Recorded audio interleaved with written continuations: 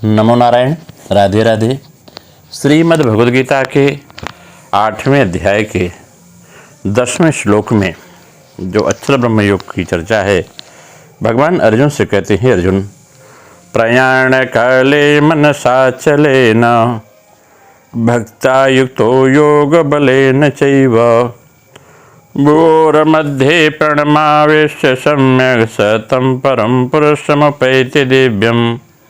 इसका भावार्थ यह है कि वह भक्ति युक्त मनुष्य अंत समय में अचल मन से और योग बल के द्वारा भृगुटी के मध्य में प्राणों को अच्छी तरह से प्रविष्ट करके शरीर छोड़ने पर उस परम दिव्य पुरुष को ही प्राप्त होता है, मतलब परमात्मा के परम धाम को प्राप्त होता है।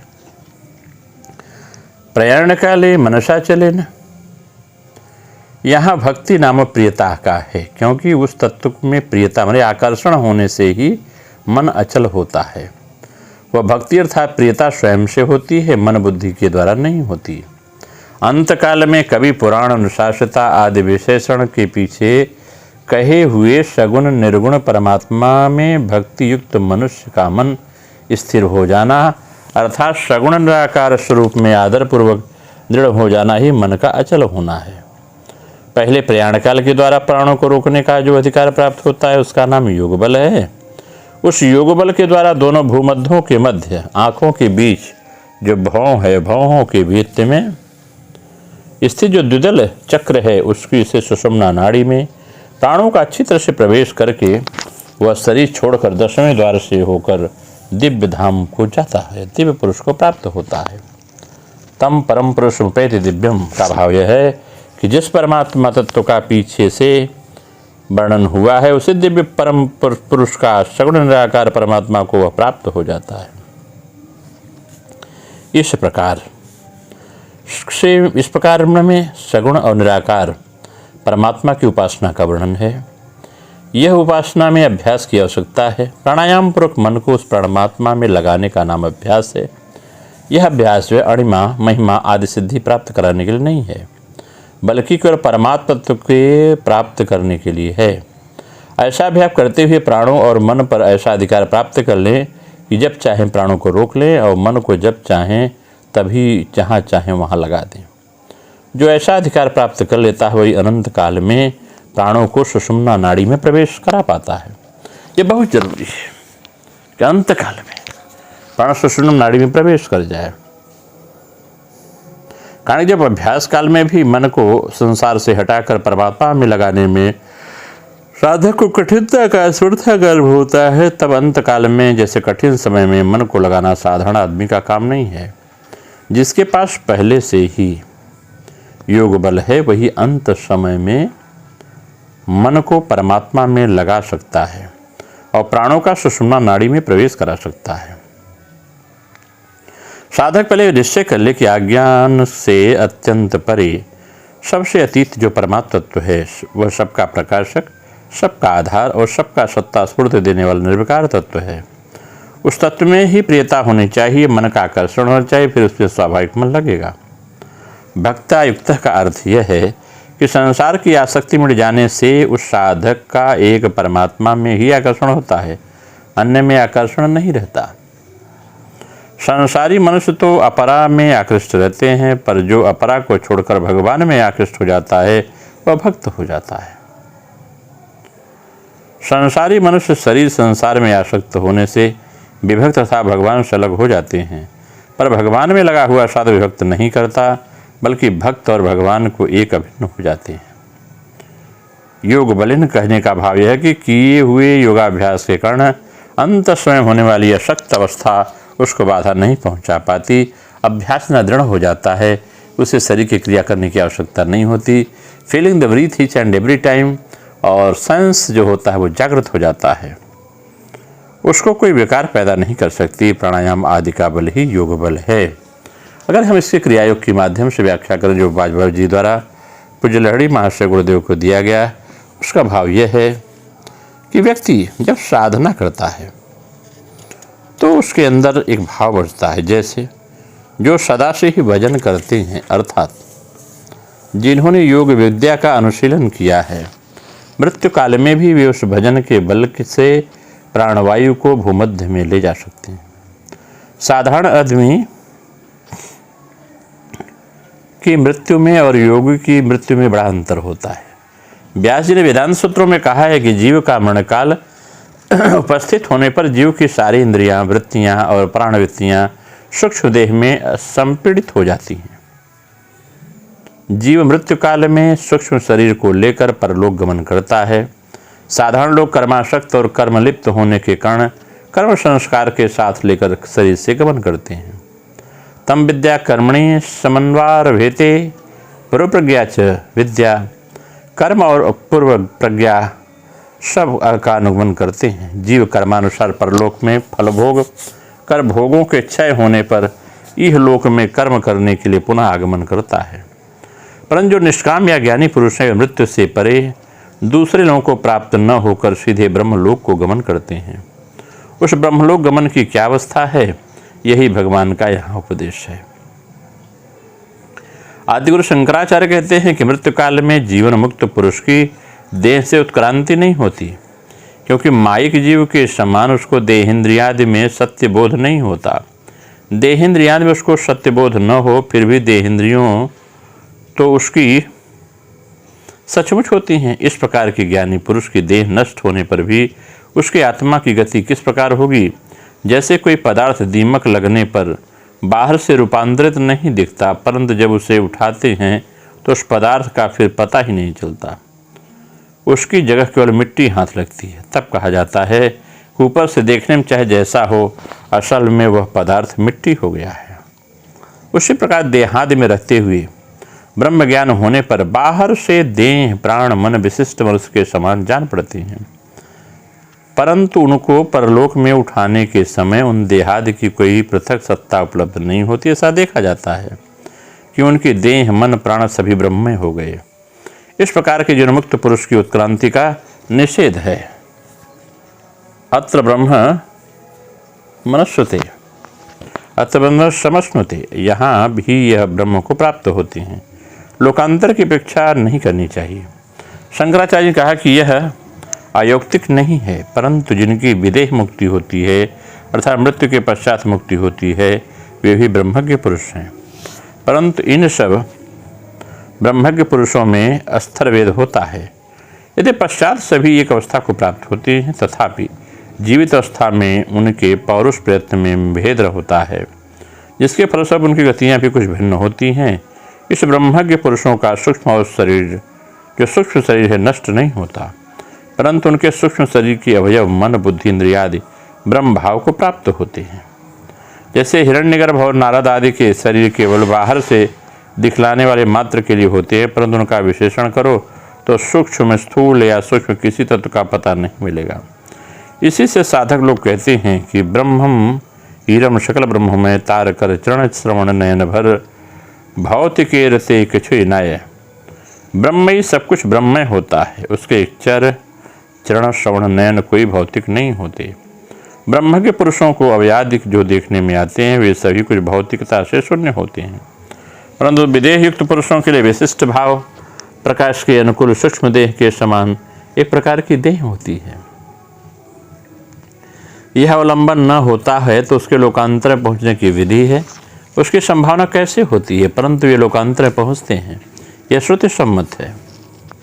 ब्रह्मलोक या सत्यलोक में वे ब्रह्म के आयुष काल पर्यंत ब्रह्म के साथ रहकर ब्रह्म में लीलावसान में उनके सहित कैवल्य पद प्राप्त करते हैं। इसी प्रकार जो चर्चा की गई है, इससे जान पड़ता है कि सारे विदेह मुक्त पुरुष देहधारी हैं। वह देह सूक्ष्म देह ही है, परंतु साधारण सूक्ष्म देह से उसमें कुछ विशेषता है। उनका मन और बुद्धि भी ब्रह्म रूपता या ब्रह्म भाव में भावित हो जाता है। साधारण सूक्ष्म देह प्राकृतिक नियम के अधीन होती है, परंतु वह ऐसी नहीं होती। जैसे ताड़ित पदार्थ से सर्वत्र तड़ित का संधान मिलता है, उसी प्रकार मुक्त पुरुष के सूक्ष्म अवयव के प्रत्येक कण में ब्रह्मांडों का संधान मिलता है। अवयव ब्रह्मांड शब्द का अभिप्राय योगी के सिवा किसी को समझ में नहीं आता। कहते हैं कि इस विषय में जब और अध्ययन करने के बाद समझ में आती है कि अपनी विद्या के प्रभाव से तथा सामर्थ्य के प्रभाव से अंतिम गति स्वरूप परमात्मा के सतत स्मरण के कारण श्री भगवान के अनुग्रह से उस नाड़ी का मूल स्थान अर्थात हृदय का अग्रभाग दीप्त युक्त उड़ता है और भगवान कृपा से उसी नाड़ी द्वारा प्रकाशित होता है। इसको जानकर विद्वान पुरुष नाड़ी के द्वारा निष्क्रमण करते हैं।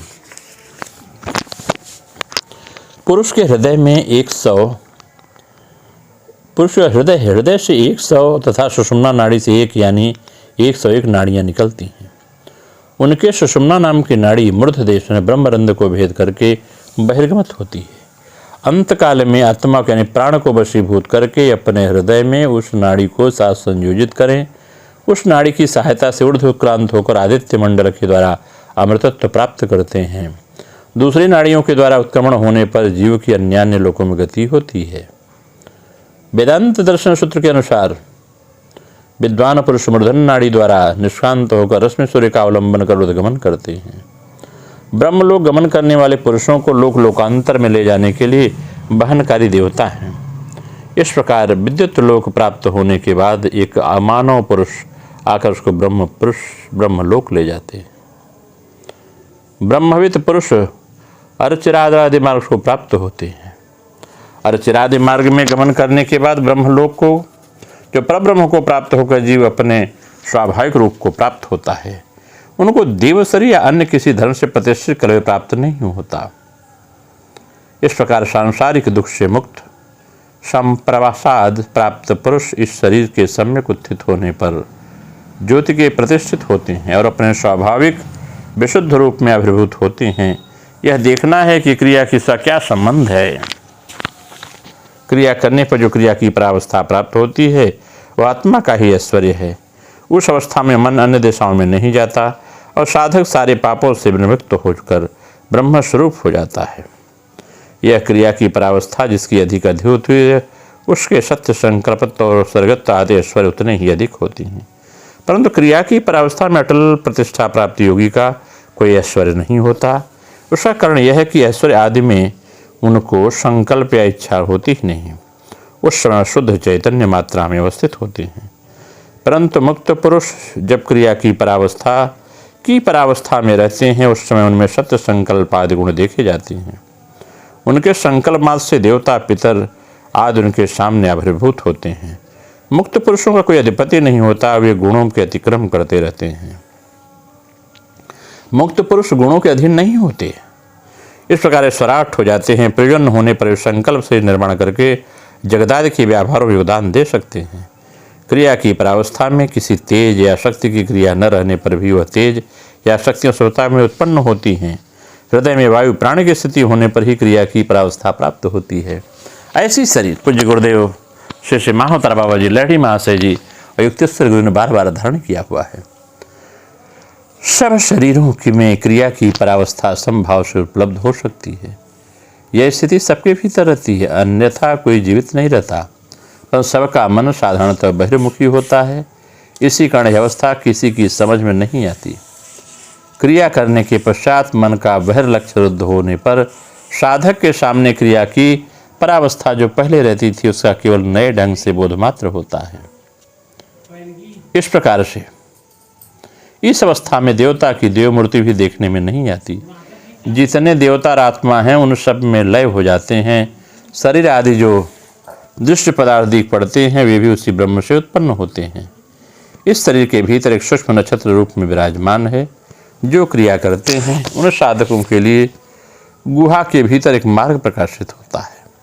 उनके भीतर जो विराजमान है वही शरीर के भीतर सत स्वरूप ब्रह्म ही है। क्रिया की जो परावस्था है, क्रिया की परावस्था, क्रिया की परावस्था में प्राण भी ब्रह्म तेज रूप को प्राप्त होता है। तब ब्रह्म को ब्रह्म ही प्राप्त होते हैं, क्योंकि उस समय मन में कोई कामना नहीं रहती। सारी कामनाओं के ब्रह्म में लीन होने पर साधक ब्रह्म के समान ही अमरत्व को प्राप्त करता है। श्रेष्ठ साधक इस देह में रहते हुए किस प्रकार ब्रह्म भावपन्न होते हैं यह कहा जा चुका है। वे उत्क्रांति के समय कैसी गति करते हैं अभी आलोचित हो गया है। अब यह देखना है कि देह त्याग के समय उनकी देह के विभिन्न स्थानों में किस प्रकार की क्रिया का अवलंबन करने पर योगी की ब्रह्मलोक की प्राप्ति द्वारा उन्मुक्त होता है। यह द्वार किस प्रकार मुक्त होता है, इसी की साधना सभी क्रियावान जानते हैं, परंतु अभ्यास के द्वारा इसमें प्रौढ़ता प्राप्त करनी चाहिए। धारणा ध्यान के द्वारा मन को रोकने पर वह प्राणवायु के साथ भ्रूमध्य में प्रवेश करता है, तब परम पुरुष का दर्शन होता है। जब आप प्राणवायु को भूमध्य में प्रवेश कराएंगे तो उस परम पुरुष का दर्शन होता है। साधना विशेष द्वारा भूमध्यों में प्राणवायु को अवरुद्ध करते ही जो ज्योतिर्मय मंडल प्रकट होता है, उसके भीतर कूटस्थ और नक्षत्र देख पड़ते हैं। योगी उसी पथ को भेद करके चले जाते हैं और उनके भीतर दिव्य परम पुरुष को देखकर कृतार्थ होते हैं। उन्हें योगी का फिर पुनर्जन्म नहीं होता।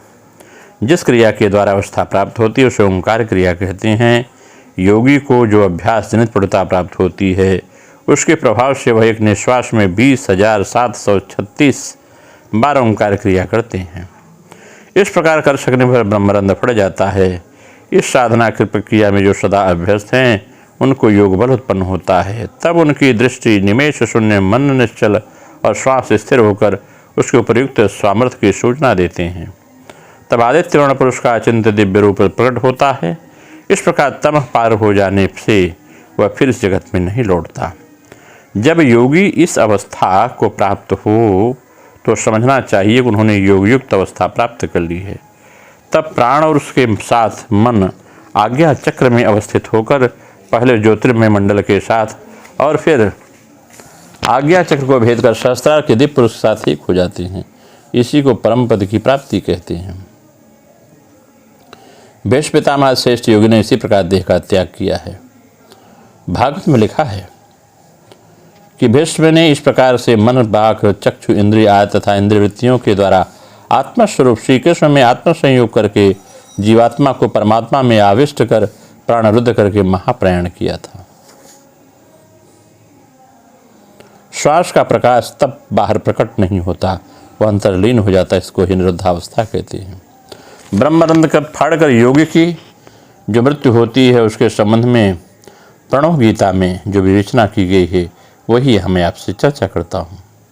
सुषुम्ना नाड़ी मूलाधार से उठकर मस्तक ग्रंथि में जाकर 2 शाखाओं में विभक्त हो गई है।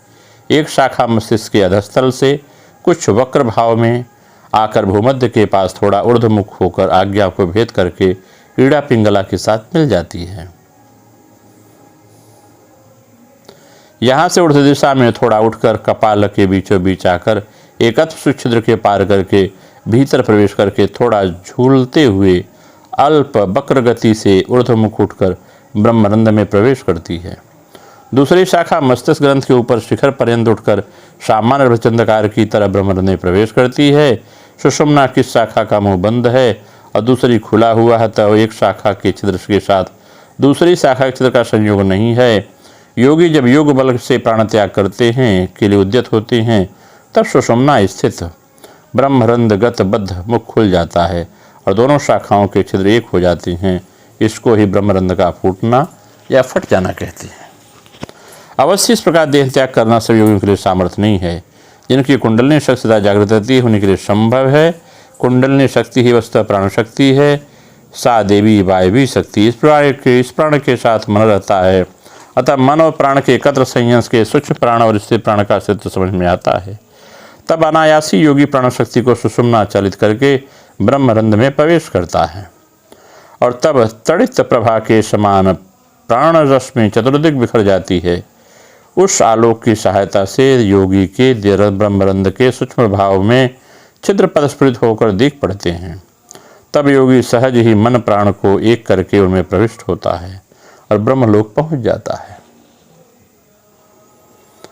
जिस अवस्था के भीतर जाकर योगी ब्रह्मलोक में प्रवेश करते हैं उसकी ही विवेचना अग्नि ज्योतिरह शुक्ल आदि श्लोकों में की गई है। सूक्ष्मतम प्राण शक्ति के साथ जो अनंत ब्रह्मांड का संयोग है उसको योगी इस देह में रहकर ही समझ सकते हैं, परंतु प्राणों को जब किए बिना, जय किए बिना कुछ भी समझ में नहीं आता। कहते हैं योगाभ्यास द्वारा सनकादि ऋषि वशिष्ठ शुक्र आदि अरुंधति प्रवृत्ति ने सिद्धि प्राप्त की थी। इस प्रकार प्राण की क्रिया है। इस क्रिया का जो अभ्यास करते प्राणवित्तो विलीयानाम मनोवृत्ति विलीयति। प्राणवित्त के विलीन होने पर मनोवृत्तियाँ भी विलीन हो जाती हैं। इसी से ब्रह्मा देव पितृषा पवनाभ्यास तत्परा तथा ब्रह्मा आदि सारे देवता प्राण संयम का केवल अभ्यास करते हैं। यह मूल बात है। इस प्राण संयम के अभ्यास के द्वारा व्यक्ति परमात्मा की प्राप्ति करता है। नमो नारायण। राधे राधे। आप सबका मंगल हो।